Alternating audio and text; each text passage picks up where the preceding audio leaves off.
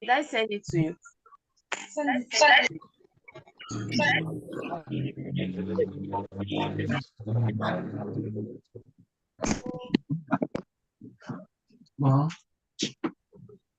Yes, I think so.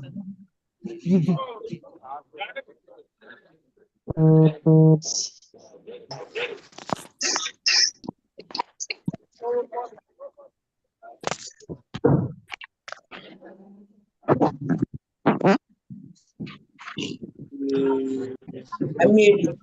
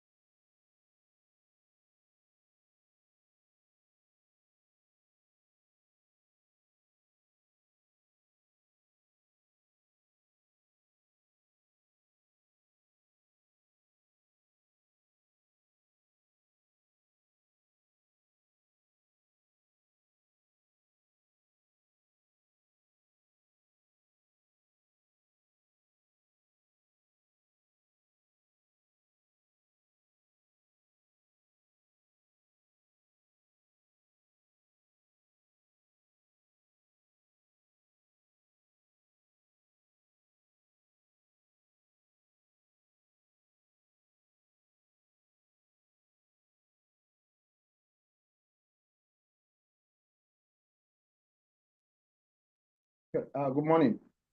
So we're going to continue from where we stopped yesterday, and we don't have a choice. We have to finish chemical kinetics today.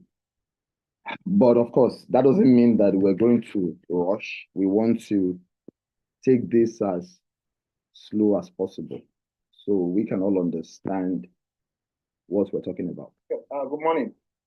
So we're going to continue from where we stopped yesterday, and sorry about that. That was an echo from the YouTube. I forgot to mute it. Okay. Now, okay, yesterday we stopped at molecularity that of course it can actually be identical sometimes to order of reaction. And we're saying that the rate of an elementary reaction is proportional to the number of collisions between the molecules, which essentially you're reacting to the number of species that you have or the number of molecules that you have at that particular step. And remember, we said that elementary reaction is just a one-step reaction. So the order of reaction is going to be the same thing as the molecularity of that reaction.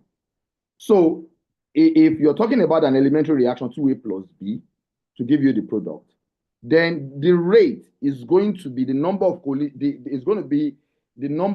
is going to be proportional to the number of collisions between those molecules that you have here, which is 2A plus B. That means you cannot dissociate the rate from the number of molecules that you actually have at that step. It's the only step. It's not like the slowest step or the slowest step, it's the only step. So its rate is going to be the rate of the reaction, and the molecularity is going to be the same thing as the order of reaction.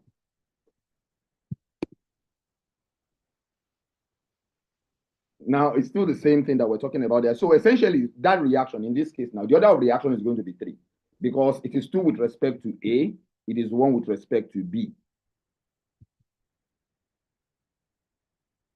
So in such a situation, the molecularity and order of reaction, they are equal for an elementary reaction. They are equal from an elementary reaction. And we've said that so many times. But now, what are those differences, or what are the differences between order and molecularity? Because we've spoken about them, that they are not the same thing. But can we just highlight the differences? Now, order of reaction is the sum of the powers of the concentration terms in the rate law expression. When you write your rate law, you see it. This is your rate law. That last equation is your rate law. R proportional to A raised to power 2, B raised to power 1. So that's your rate law. And the order is 2 and 1. 2 with respect to A, 1 with respect to B. And that the total order is going to be 2 plus 1, which is 3.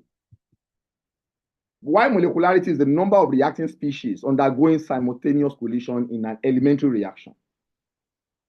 Now, the molecularity itself, it doesn't have to be written as elementary here. There's a reason why it's written as elementary. But it doesn't matter what it is. Whether you're talking about a step or you're talking about the sum of varieties of step, molecularity is essentially the number of molecules that you have in that particular reaction step.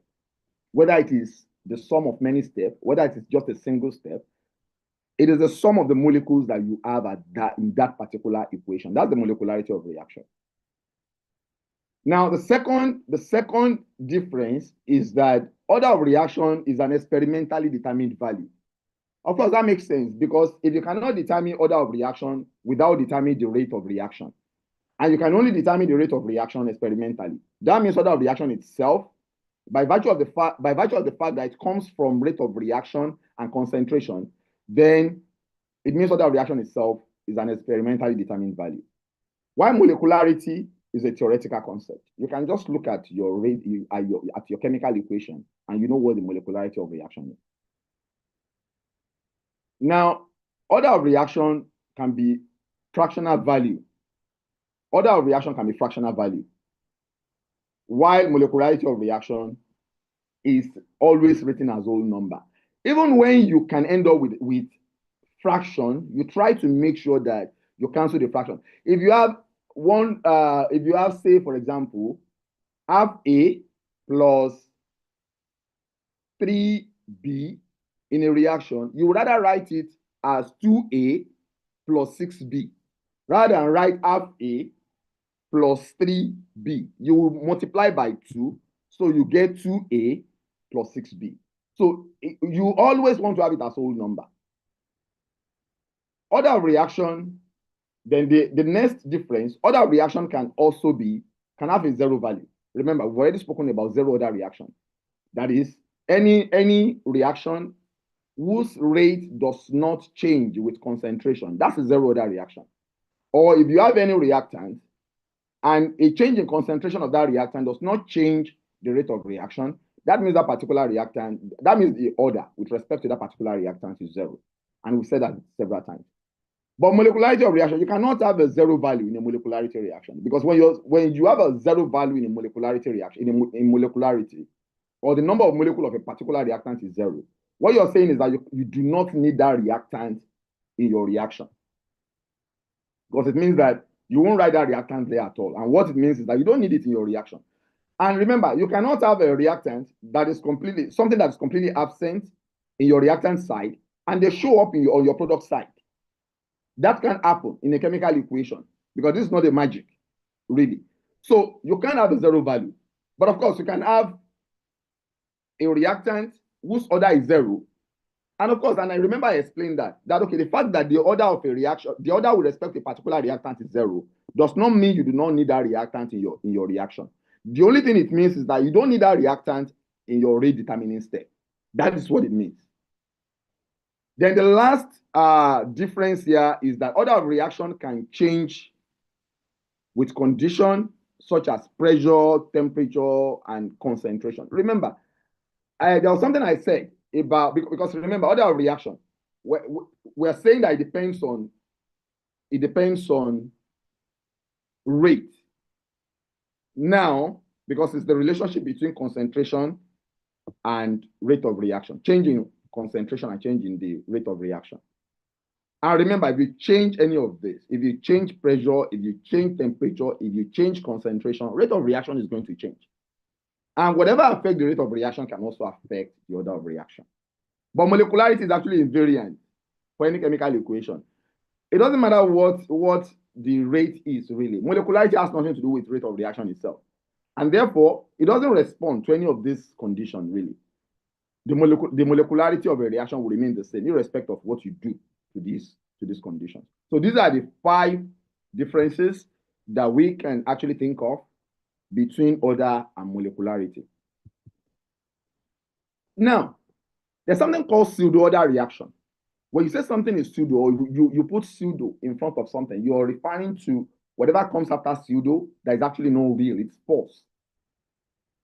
Whatever comes after the pseudo, you're saying that, okay, it's probably not real, it's probably made up, or it's false. That's what you mean when you say, somebody, if you say somebody is a pseudo champion, you're saying that, he's a false champion, really. Or he's a made up champion. It's something that is actually not real. The championship is actually not real. So it's the same thing here. When you refer to an order of reaction and you say that the order of reaction is pseudo order reaction, then that means that whatever order you're talking about is actually not real. But eventually, what do we mean when we are referring to a particular order as pseudo order reaction? What does it mean? Now, you see, when you want to determine rate of reaction. Okay, please. There's something I want to do. I hope I don't forget. I want to come back to this pseudo-order reaction later, because I should have put this after order of reaction itself. We shouldn't be talking about pseudo-order before order of reaction. We should speak about order of reaction itself first before we come to pseudo, because that's the only way you'll understand what we mean. But please, somebody should remind me that I skipped pseudo-order reaction. Now, okay.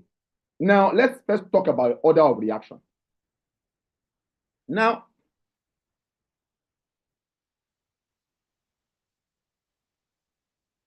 when you want to determine order of reaction, I'm looking at, there are 2 ways through which you can actually determine order of reaction. You can actually use the differential rate law. You can use the integrated rate law. This is actually talking about equations. But there's also another step that we refer to as the inspection method, really. It's actually called the inspection method.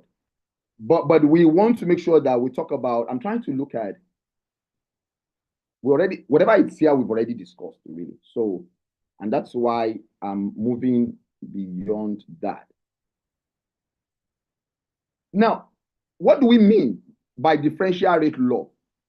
Differential rate law expresses how the rate depends on concentration. And everything we've been writing before now is differential rate law. And a good example of that is, this is the differential rate law. And I'll tell you why it's the differential rate law. The rate itself here, the rate, if you want to write the rate properly here, there's a way you write it that makes this a differential rate law. This is a differential rate law.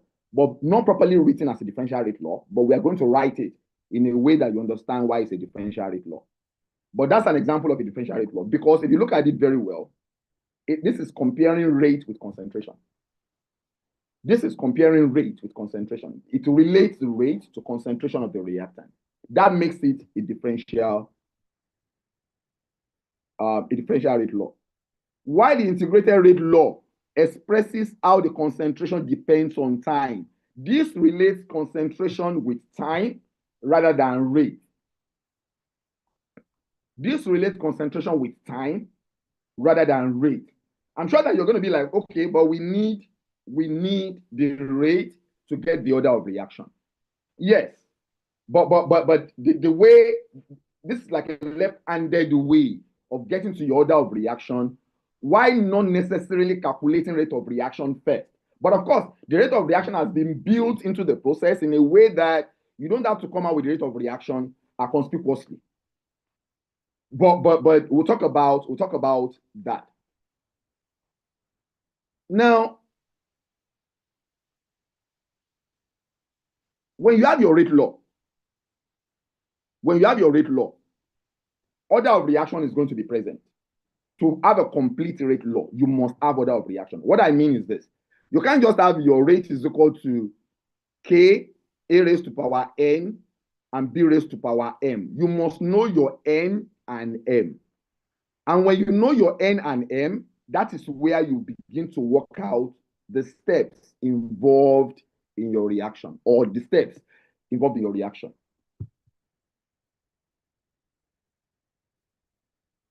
Now, how do you now determine the order of reaction itself? One of the ways through which you determine the order of reaction is that you can, remember, if you have your A plus B to give you product, and you want to know the order of reaction, remember there are two reactants here. And that means you want to know the order with respect to A. You also want to know the order with respect to B. Now, you need to take it a step at a time. You need to determine with respect to one first, before you now come back and determine with respect to the other one. Now, what is normally done is to keep the concentration of one constant while you vary the concentration of the other one. Remember what our definition of order of reaction. What I said, our mathematical definition really, and I said it's the relationship between the change in concentration and change in rate. Now, if that is the definition of order of reaction, that means you need to change the concentration of that reactant and watch what happens to the rate of reaction. Now, if you have reactant A plus B, you want to know the order of that reaction. The first thing you want to do, okay, what is the order with respect to A? That means you need to change the concentration of A while keeping the concentration of B constant. A good example, you can start with your A 0.1, your B is also 0.1. You determine the rate. You go to your, when you determine that rate, you now do your second experiment. But now, you're not, because you're not going to make your A 0.2 while you keep your B at 0.1. Now you've changed the concentration of A while keeping the concentration of B constant. And that's what we mean by this. If the concentration of one of the reactants remains constant, its concentration can be grouped as part of, I don't want to talk about that now. So I just want you to get the concept first before we talk about that mathematical concept that you're bringing in now. So now you have A plus B. You want to know the order of reaction. The first thing is what is the order with respect to A? And you can only do that by changing the concentration of A while keeping the concentration of B constant. Now, when you do that, you watch what happens to the rate of reaction. If you do that, if the rate, say for example, if the rate of reaction, just a minute, I'm trying to see if I can write, because I see that I can, there's a space, and I can, oh, okay, it's 300 again. So if I get a space, I'll try to come in so maybe I can write. So now, if you have your A and B, you vary the concentration of A, you keep that of B constant. Now you go from 0.1 to 0.2 for A, but for B, you keep it at 0.1. Now, if the rate for that first reaction is, for example, 0.1 mole per dm³ per second, and the second time, it is also 0.1 per dm³ per second. What does that mean? That is telling you that the rate did not change even when you change the concentration of A. And that means that the order of reaction with respect to A is 0. Because that means that A does not affect, change in concentration of A does not affect the rate of reaction. But if you do that thing and watch what you did, you are moving from 0.1 to 0.2 for A. That means you double the concentration. When you double the concentration of A, if the rate of reaction also doubles, say it also moves from 0.1 to 0.2, or moves from 0.2 to 0.4, as long as what you did to the concentration of A is the same thing that is happening with the rate. You double concentration of A, rate double. You quadruple the concentration of A, rate also quadruple. As long as whatever you're doing to the concentration of A is the same thing that is happening to the rate of reaction, then that means the order of reaction is 1.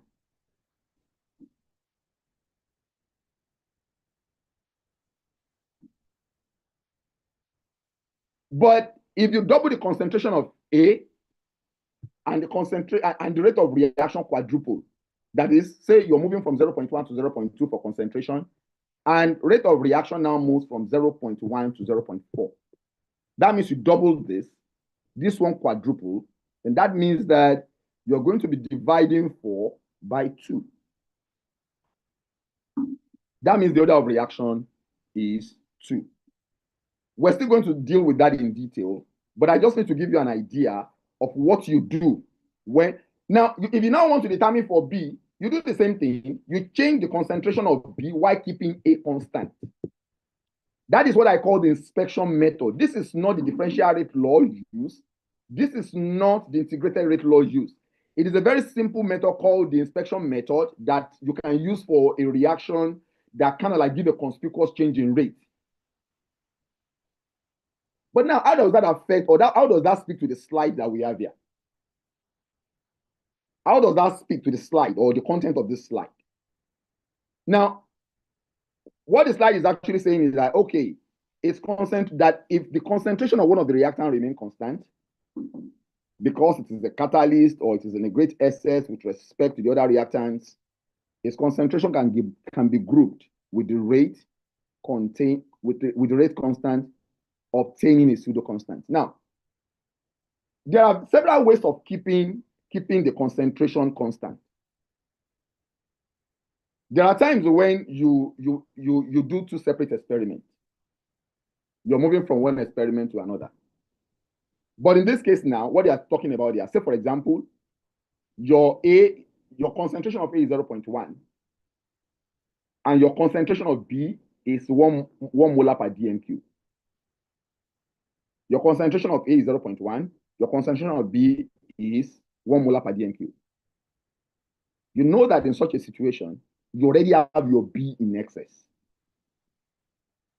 It means that even at the end of the reaction, if the reaction is a ratio of 1 to 1, by the time you consume all of your A, you will still have 0.9 molar of B left. In such a situation, it can be assumed that the concentration of B does not change throughout the reaction at all, because the change in concentration is negligible. A move from 0.9, from 1 to 0.9 can be assumed to be negligible. So that means the concentration of B is a constant. And because that concentration is a constant, you can add it to the rate constant itself. you can add it to the rate constant itself.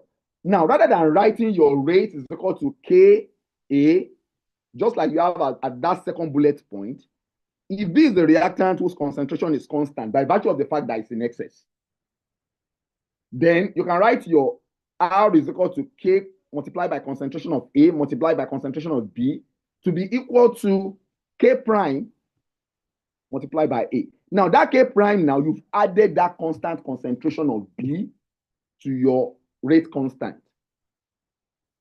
And that's why it's no longer K, now it's K prime. But you see, that K prime is not a real rate constant. Remember that now it contains the concentration of B. And that is why it's referred to as a pseudo order rate constant. Because now, if you need to break it down, it's going to be your real rate constant multiplied by the concentration of B. And that's why it's referred to as a pseudo order rate, a pseudo rate constant. And that situation where you do that, where you maintain one reactant in excess while varying one, why you keep one of the reactants in excess in the course of the reaction is what you refer to as a pseudo order reaction. Now, originally, if the order with respect to A was 1, and the order with respect to B is also 1, but for that pseudo order reaction, remember that reaction should be a second order reaction in the real sense of it. But because you carry out a pseudo order reaction, or you carry out a pseudo order reaction, you are not going to be having a second order rate constant. You're going to have a pseudo first order rate equation. Because if you see now, then your R is equal to Ka multiplied by B. That's the second order. As long as the order is 1, 1 with respect to each of those reactants.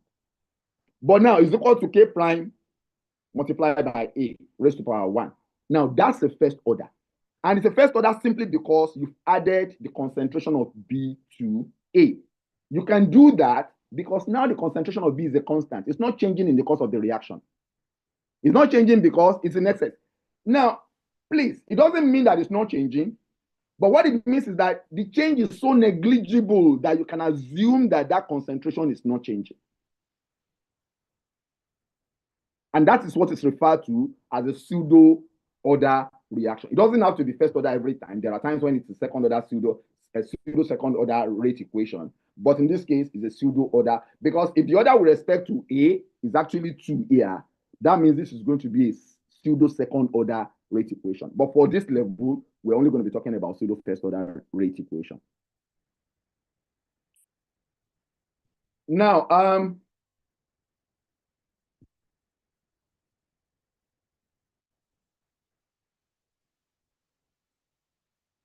this is what I was talking about when I was explaining the other time. The rate is equal to K multiplied by reactant. Now, the reactant raised to power of 1 here. This describes a first order reaction where if the concentration increases by a factor of 2, the rate also increases by a factor of 2. I think that is what I was talking about. You increase concentration of A from 0.1 to 0.2, and the rate also increases from 0.1 to 0.2, or from 0.2 to 0.4. That is a first order reaction. Because you double concentration, rate also doubles. If you increase the concentration by a factor of 6 and the rate also increases by a factor of 6, as long as whatever changes happen to concentration happens to rate, then that's a first order reaction. Now, the second one is K reactant raised to power 2. That's a second order reaction. And that is referring to if the concentration increases by a factor of 2, the rate increases by a factor of 4. That is, whatever you do to concentration, that happen to concentration is raised to the power of 2 with rate. Get that carefully. Whatever you do to concentration, that you did to concentration is raised to the power of 2 with rate. Now, you increase concentration by a factor of 2, rate increases by a factor of 4. That is the 2 raised to power 2. If it increases concentration by a factor of 4, and rate increases by a factor of 16. 4 raised to power 2 is 16. If you increase rate by a factor of 3, if you increase concentration by a factor of 3, rate increases by a factor of 9. 3 raised to power 2 is 9.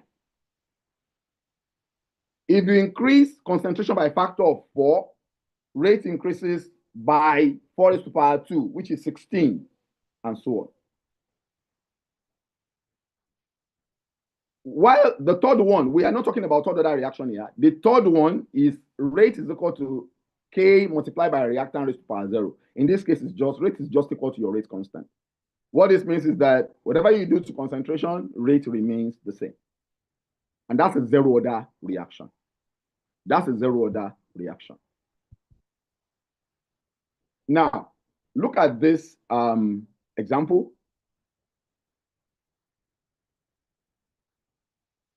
Okay, those of you raising hands, you're okay. I just hope that. Okay, let me just give them. I want to hear what. Normally, I want to wait till the end of the class because we need to finish this. Okay, that Samuel Ashaolu, Samuel Ifeolu, or what is it? Did you want to say anything? Yes, sir. Sir, Yeah, quickly. The pseudo class. I'm actually not getting it. My network has been breaking. That's pseudo class reaction. Do something about your network. I can't be repeating myself for everybody whose network is breaking. Though I'm still coming back to talk more on pseudo anyway. But we need to move quickly. But I'm still, remember, I skipped some slide on pseudo order reaction. So I'm still coming back for conversations on that. Please, anybody who has a question should wait till 10 minutes.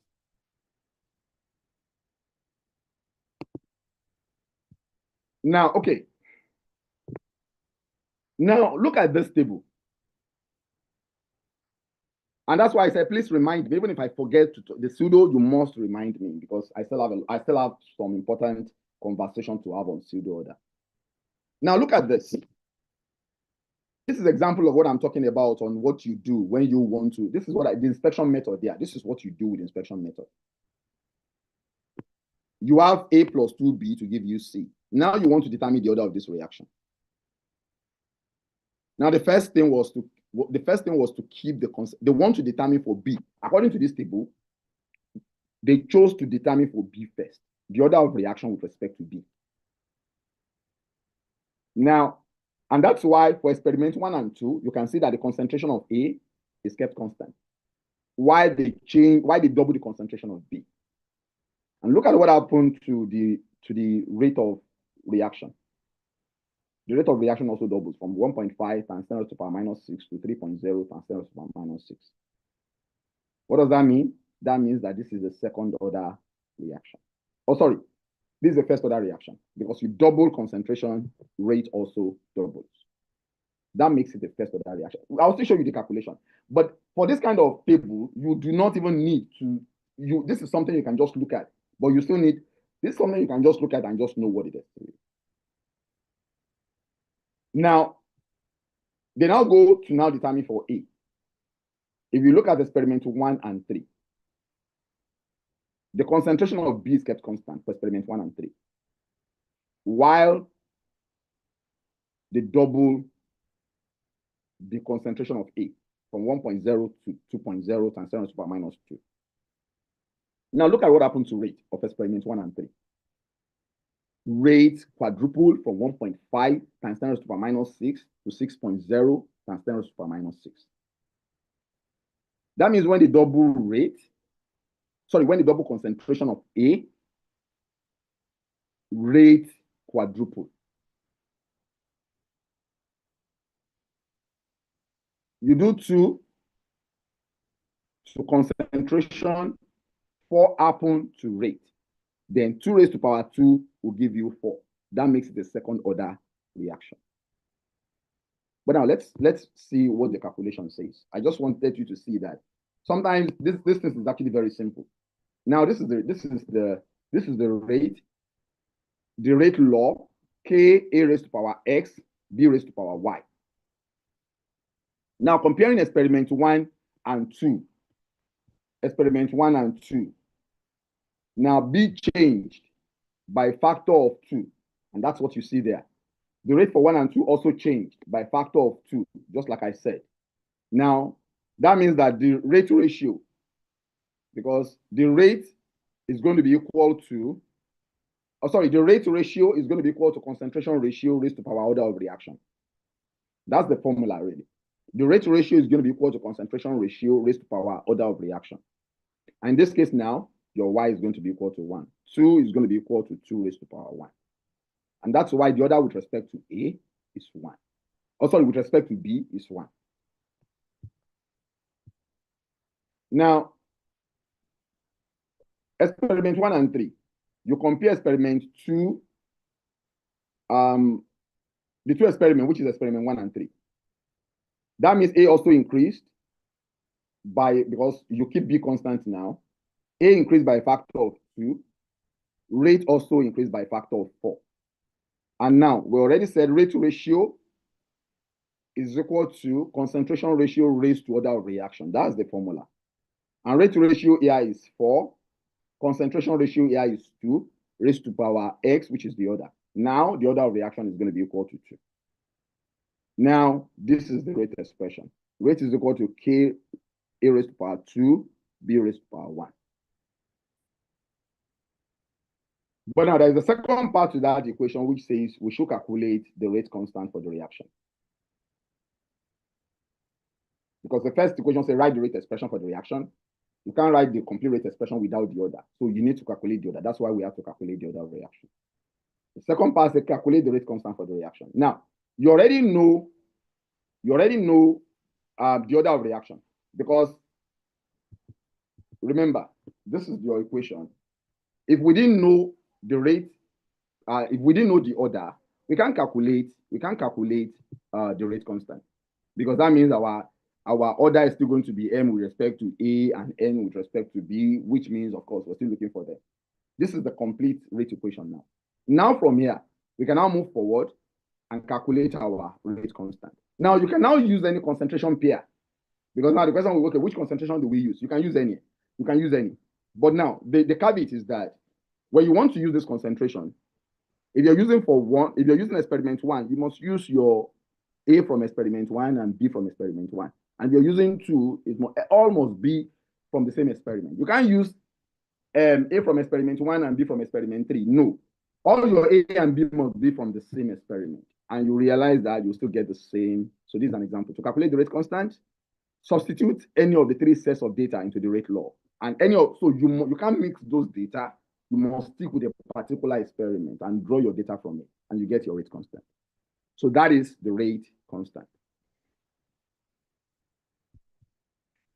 Now, we spoke about, like I said, we were speaking about differential rate equation and integrated rate equation. And I was telling you that those formula that we had, I'm talking about this formula now, that is a differential rate equation. Now, it's a differential rate equation simply because the way this rate, normally the way rate is written is the concentration dt, that is the rate, minus the concentration dt, that is the rate. Normally, if you want to write this as a differential rate law, it's going to be written as, rather than just writing the rate, you write the concentration minus the concentration dt is equal to K A raised to power 2 raised to power B. Or you can use any of this concentration, either A or your B, as long as there's a negative. And now, this is what we're talking about. For a zero order reaction, you can see your differential rate law there. And we're not doing derivation at this point. We're not doing derivation. You just need to know what the differential equation for zero order is, what differential equation for first order is, what differential equation for second order is. We're not even interested in third order. The same thing for integrated equation. And the derivation is going to be done in 200 level. So, and you also get to second order. What is the equation? Now,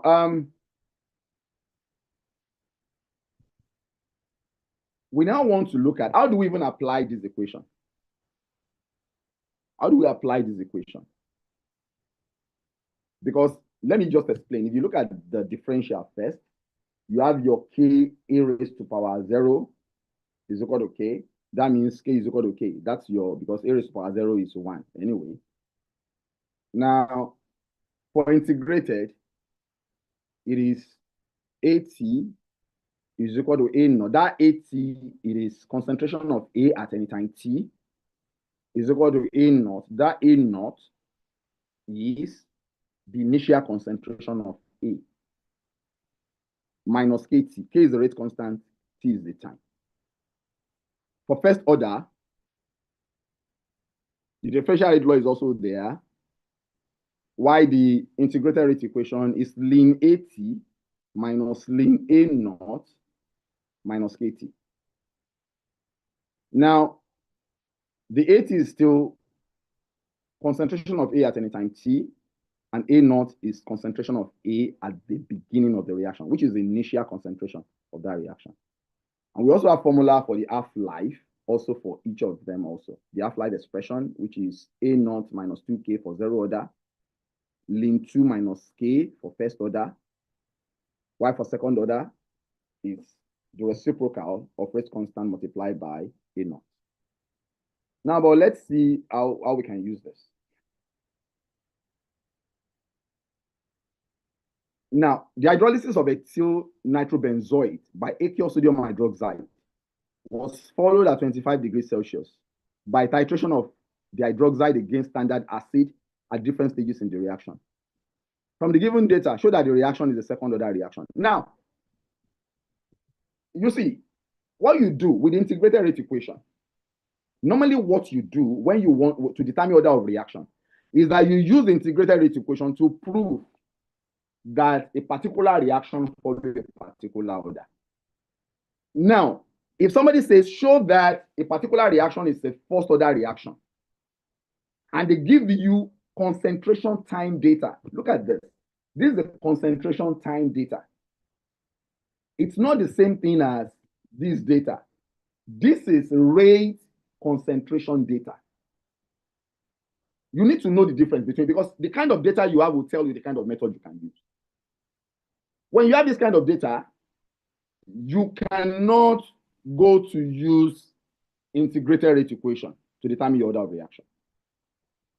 But when you have concentration time data, now with concentration time data, you can come here, you can still use this, but you can also use integrated rate equation for concentration. So in this case now, what you have is concentration time data. Now, where this is tricky is that your concentration is not given directly. It is given because it is proportional to the volume. Now think about it. The question says that hydrolysis of ethyl nitrobenzoate by sodium hydroxide was followed at 25 degrees Celsius by titration of the hydroxide against standard acid. Now, remember that when you are hydrolyzing ethyl nitrobenzoate with sodium hydroxide, the concentration of your sodium hydroxide would be decreasing because it is being consumed in the course of that reaction. Now, what they are now doing by monitoring with acid, they just want to see what amount of sodium hydroxide is left. That is, it's like a left-handed way of finding of using your concentration or using volume as your concentration. So now, because ethyl nitrobenzoate will react with sodium hydroxide, so the only thing they are monitoring is just the concentration of sodium hydroxide. And how are they monitoring it? Because remember, the more concentrated the sodium hydroxide, the more volume of the more volume of acid it will take. So as the reaction progresses, the concentration of sodium hydroxide will be decreasing, and therefore the volume of acid needed for neutralization will also be decreasing. And that's why the volume of the acid is decreasing here, because the volume of the concentration of sodium hydroxide in this reaction is decreasing. Therefore, the volume itself can be assumed to be directly proportional to the concentration of sodium hydroxide.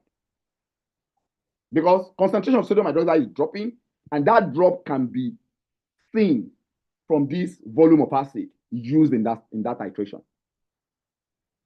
So you can use volume, that volume, instead of concentration of sodium hydroxide. You can use that volume because that volume is directly proportional to the concentration of sodium hydroxide. Now, there are two ways of conducting this reaction, or of finding out whether this reaction is a second order reaction. Like I said, you just want to use this equation to prove, because in this case now, you need that second equation. You want to show that it's a second order reaction. And to show that it's a second order reaction, look at that graph to be drawn. That means you plot the reciprocal of AT against time. That is the graph you need to plot. The reciprocal of AT against time for a second order. If you're to prove that it's a first order reaction, you plot ln of AT, that is, and when I say AT, I mean concentration at any time t against the corresponding time. Then it's the same thing with first order.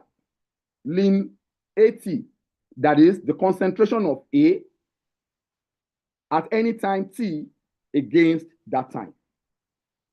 And you must get a straight line. If you don't get a straight line, that means the reaction you are testing is not consistent with the order of reaction in question. If you plot ln AT against time and is a straight line, then that means, okay, this is a first order reaction. If it's not a straight line, you know it's not a first order reaction. If you plot the reciprocal of AT against time and you get a straight line, that means it's a second order reaction. If you don't get a straight line, you know it is not a second order reaction. That is how this works. Now, like I said, this corresponds. That is the first way of doing it for sometimes when you have a graph. But there are times, especially with the kind of exam that you're going to be doing, where nobody's actually going to be, because don't forget, it's CBT, so nobody's going to be giving you a graph to draw any chart. So your questions are likely, of course, multiple choice. And that's why we need to bring this other method in.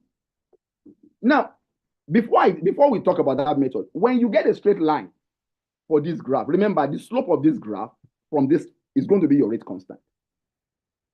For any of these order, when you plot, the slope of that straight line is going to be your rate constant. Because it's a constant, it has to be constant throughout the reaction. Now, what that means now is this. Rather than plotting a graph, you can determine rate constant for every concentration, every pair of concentration here. And you can, when you determine those the rate constant for each of those concentrations, those rate constant must be similar. They don't have to be exactly the same thing, but they must be approximately equal. And that is what you are there. So from what is done here is K2 was made the subject of the formula from that second order equation. K, rate constant, was made the subject of the formula. And you have that equation at the top of that slide. And for time 90, for time in seconds, of course, you can only move from 0 to 95. So from 0 to 95 seconds, that means you're talking about 10 mil of acid to 9.3 mil of acid. Now, that means you're subtracting 10 mil from 9.3. That gives you 0.7. Divided by 10 multiplied by 9.3 multiplied by 1 divided by time, which is 95 seconds. And that gives you 7.92 times 10 to the power minus 2. You do the same thing from 95 to 140. And that means you're moving from your 80 now at 140 is going to be equal to your 18, okay, at 140 is going to be equal to, hold on, okay, at 140, okay, so we're talking about 140 and 9.0. So that means our A naught, so that means you're going to be doing your A naught now, minus 80. Remember, our A naught is 10, minus our 80 now, which is 9.0. That gives you 1, divided by A naught multiplied by 80, which is 10 multiplied by 9.0, then everything multiplied by 1 divided by 140, which is the time. You still get 7.93 times 10 to the power minus 2. Now, you do the same thing for all the data points. You can see that what you get are approximately the same. Approximately the same. It's the same thing as getting a straight line, meaning that the slope of the graph is a constant. It remains the same, and that slope is a constant. So for every data point, you must get approximately equal value. It's the same method. But because we do, it doesn't mean that you can have a graph in your multiple choice question, but there are times when you have your questions in this form. And that's why understanding this method is also important. Okay, unfortunately, we haven't finished, and I will still want you to ask your question. So I think we'll stop here today. So I want to believe that we should finish this so we move to our next topic, also next class. So, okay, your question now, because I know that a lot of students have been saying hands up. So your question, please. And please take note of where we stopped. And don't also forget that I said I still want to talk about some things. Okay, we have how many slides left? 1, 2, 3, 4, 5, 6. And I still have about 3 slides that I skipped. So that's about 9 slides. So we'll still talk about those ones. Okay, now, Tomi, I'm coming. I need to get the writing material so I can write your question in case. Okay, Tomi, on mute, please. Sir, my question is not like really a question. You said that you were going to go back to pseudo that reaction. Yes, so I haven't forgotten because I'm not finished really. It's just that I want to make sure that you ask your question so that next class we're still going to talk about, we're going to conclude this next class and move to our next topic. All right. Obafemi. On mute, please. Sir, please, can you go back to slide 51? Okay. Okay. Fine, this division that you did here. 3.0 divided by 1.0. Why is it 2.0? 3.0. I think there is a mistake that the rate of 1 and 2 also changed by factor. Oh, okay, hold on. I think there is a mistake here. Hold on. That thing should be 1.5, not 1.0. Because if you look at this, for that, okay, it is, okay, we're dealing with question 1 and 2, the rate for 1 and 2, and the rate for, so it's 1.5, yeah, it's 1.5. That thing is 1.5, not 1.0. So please correct it. It's 1.5. Thank you for that observation. It's 1.5, not 1.0. Because if you come back to the table, it's 1.5 in the table. The rate for equation for first experiment is 1.5, not 1.0. Thank you.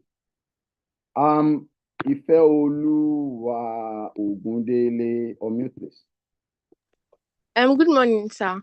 My Morning. question is about the first class we had. Okay. Sir, please, how do we calculate for instantaneous rate? Instantaneous rate, I think, okay, let me quickly attend to that. Because I think I mentioned, well, not I think, now I remember, because I remember that I kind of spoke about it, about to calculate it. I just need a off. But the concentration time data is what I'm looking for here. Okay, this concentration time data. Now, if you want to calculate, looking at that reactant A, if you want to calculate A, or you want to calculate rate with respect to A, or rate of reaction with respect to A, that means you draw a tangent around whatever point. If you want to calculate around this point, say in the middle, you draw a tangent around that point. And of course, you calculate a slope. Well, I'm sure you're not new. This is not a mathematical class. You know how to draw a tangent and calculate a slope from that tangent. So you calculate your slope from that tangent. But the difference between that instantaneous and average is that for average, it covers everything. It's not on any point. But here you need to know, do I want to calculate it at 5 seconds? You go to 5 seconds and draw your tangent there. Do I want to calculate it at 10 molar? You go to 10 molar and draw your tangent there. That's how you calculate instantaneous rate. And that's the difference. For average rate covers everything. A time there's a time, the time interval. You cover everything for a time interval. You cover a whole time interval for average rate. While for instantaneous rate, you're drawing a tangent on a particular point, and you're calculating the slope from that tangent. Now, Temitope, unmute please and ask your question. Okay, so I know to slide 55. 65. 55, okay, because I know we're not on. Okay, 55. Yeah. Yes. So I want to ask for that time, is it always compulsory we start from 0, like 0 seconds? Well, you see, whether your reaction, you have to start from 0. You're starting from 0. Your reaction starts from 0 time. Okay, so we cannot be giving like from 15 seconds. It has to start from 0. Well, I'm trying to imagine a situation where you will have such, but if you have such specific question where your time starts at 16 seconds, because for example, if somebody is actually saying that, okay, I don't know, but again, if somebody says start from 16 seconds, but they have to tell you to start from 16 seconds or for whatever second. But hey, every reaction starts. You start your reaction. I'm not sure. Okay, if somebody like the instantaneous reaction that we're talking about, somebody is telling you to calculate your rate at a particular time, of course. But if you want to calculate this kind of thing, you're going to be starting from 0. Okay, sir. All right. Okay, sir. Who else now? Okay, nobody is raising hand up again. Any other person? All right, so I'll see you next class, but please, we've not completed this, and please remind me. So I'll see you next class.